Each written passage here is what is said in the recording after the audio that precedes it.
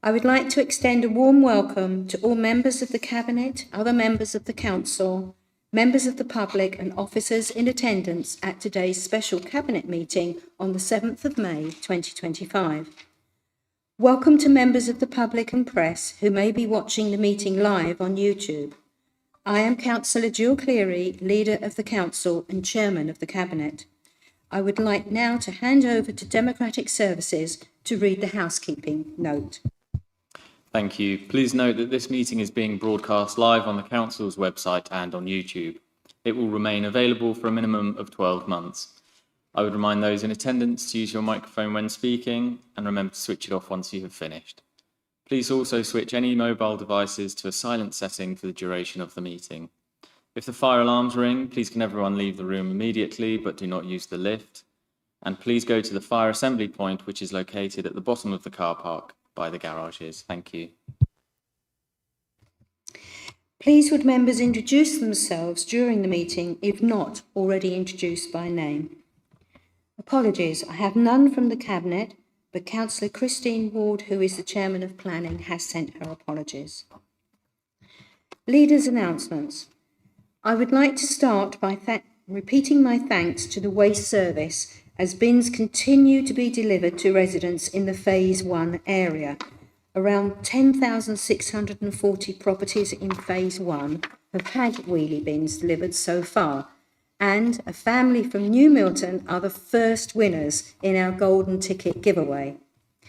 At the end of April, we hosted a meeting on local government reorganisation with 24 town and parishes. It was a lively evening with strong views and useful discussions. Going forwards, we will work with our local councils to ensure their views on the shape of local government are represented and that we consider how they want to shape local services and assets. As I said on BBC One Politics South, I want the Forest to sit with 2 or maybe 3 other councils where we share a common sense of place and work at a local level to deliver services. We have excellent services, including our housing management service that we can be truly proud of, and we will be making a significant contribution to the development and performance of any new council. I'm also very proud to note that 42 new affordable homes are being built for the council in Fordingbridge as part of a major strategic site development, including 28 homes for rent, 14 shared ownership properties. This significant commitment will continue towards our corporate plan aim to increase the number of affordable homes and help to create healthy communities. The first of the homes are due to complete this summer and will then be delivered in phases until autumn 2028. Thank you. Item 2, declarations of interest.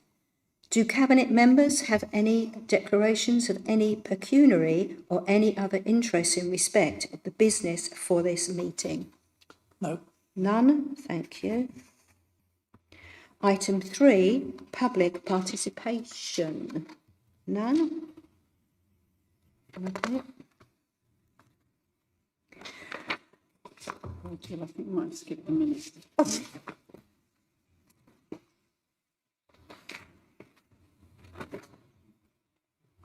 not on the sheet. Okay.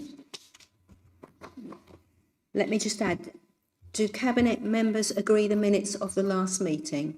Agreed. Thank you. Wonderful. Item 4, Rural England Prosperity Fund allocation for 2025 to 2026. I'm going to take you to the portfolio holder, Councillor Derek Tipp, for an introduction. Good morning, members. It's my great pleasure, actually, to present this report. And it's the only report we have today, so it shows what an important item this is. It's something that came in quite a short notice, and I'm delighted that our officers have been able to set up such quickly such a good scheme, as you see in the report there. I mean, there's a lot of things here which are going to be very, very important to our residents. We have help for the disabled, for pedal. We've got help for small new forest producers, and also very important help for young people who are not in education or training. And I think that's a very, very useful thing to be able to do.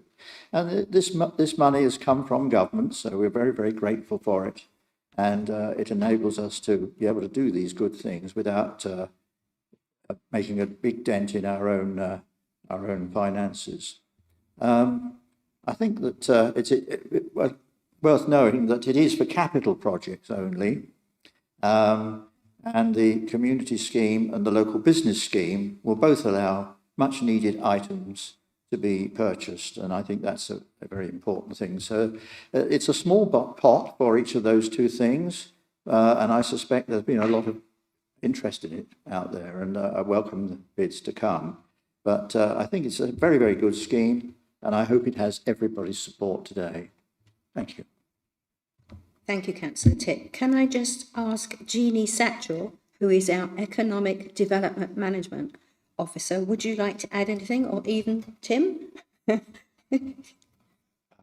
thank you. I think Councillor Tipp has summarised the report very well. Just to draw your attention to the recommendations, which provide approve the expenditure of £162,000, but delegates authority to the strategic director in consultation with the portfolio holder to finalise the programme with regard to Appendix 1, which talks about the proposed thresholds, timescales and criteria for the expenditure of both the community and business grant schemes. So they're the points which I'll just draw your attention to. There is some guidelines which we're proposing in there, which we'd welcome views on.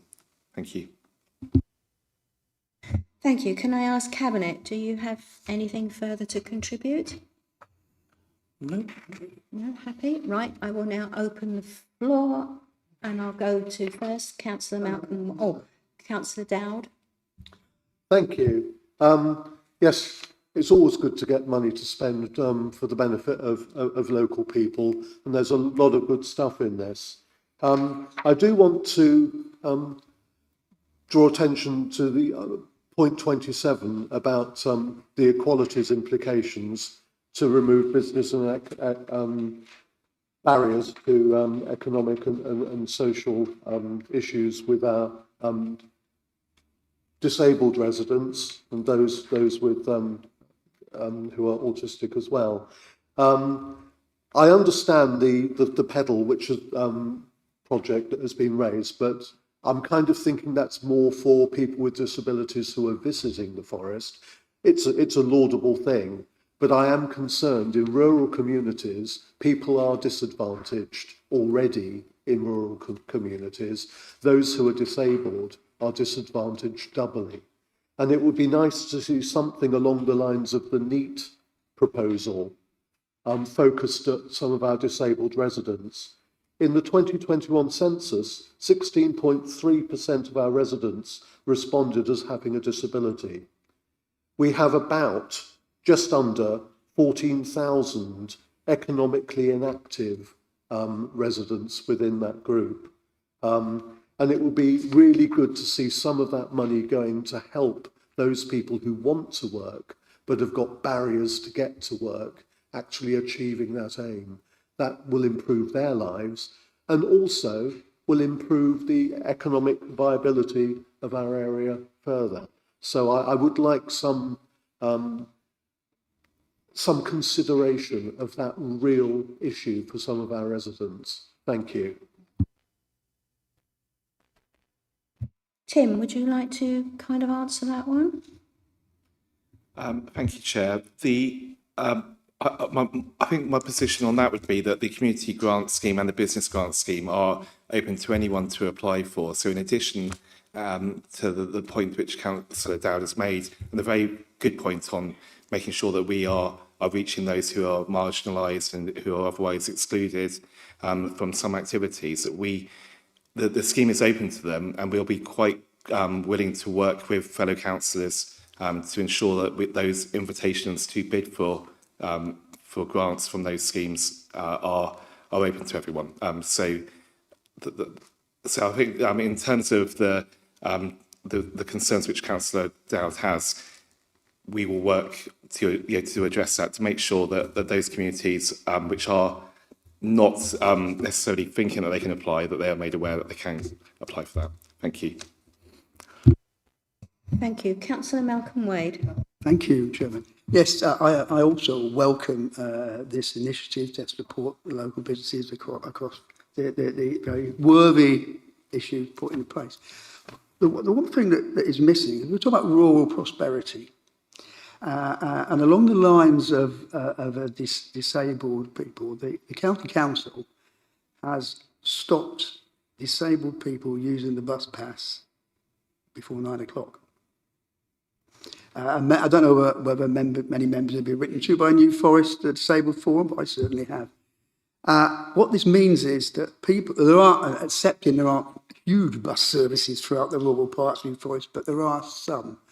And this affects certain disabled employees who can no longer get to work for 9 o'clock on the bus because they're part-time workers or other issues. So it also affects those that need an escort.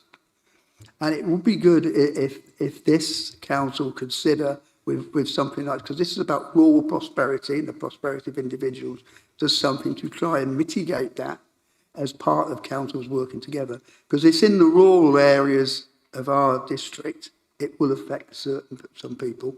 And I just wanted to make the case for this council considering putting in some support for so you can apply for a grant to cover that cost. Thank you.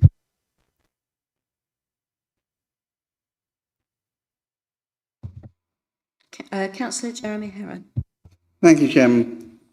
We are all aware that our rural communities have several advantages. One, the beautiful area in which they live. And two, the numerous challenges that can provide, especially to those who are disabled or have other impairments. But if I could drag us back to the paper before us, I would like to say that we had a limited time to get this put together that the government gave us, but it does provide support for our rural community, which is always a great piece of news for us. There are always, as has been demonstrated, 100 other good causes, 1,000 other good causes that we could put money to if we had the resources. But as far as this paper goes, can I congratulate our officers on delivering an excellent report, providing support to getting the money out into our communities and delivering in a small way, because it always is a small way, for the people who live in those communities. And they must be congratulated on that. Thank you.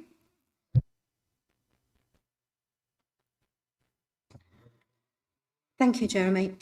Malcolm, it is this money, the Prosperity Fund, is really only for capital spending.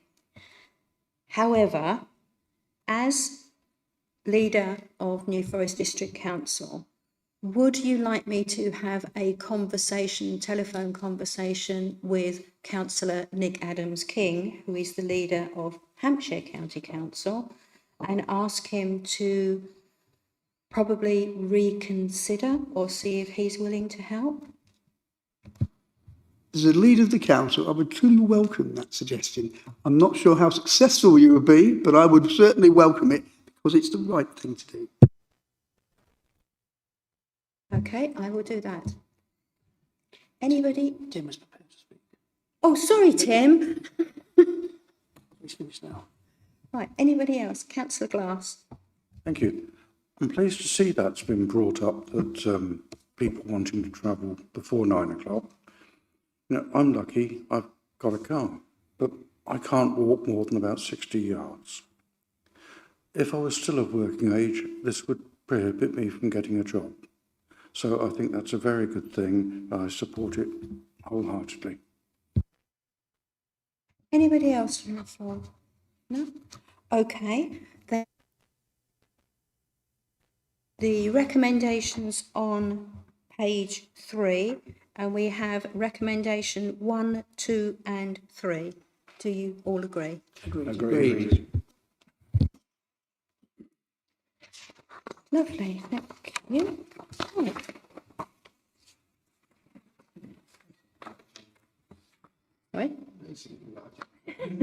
Right, that is our only agenda for this morning. Thank you everyone for your attendance. I promise I will have that phone call with Nick Adams-King. And thank you everyone. We will see you all shortly. The meeting is now due to be closed. Thank you. Thank you.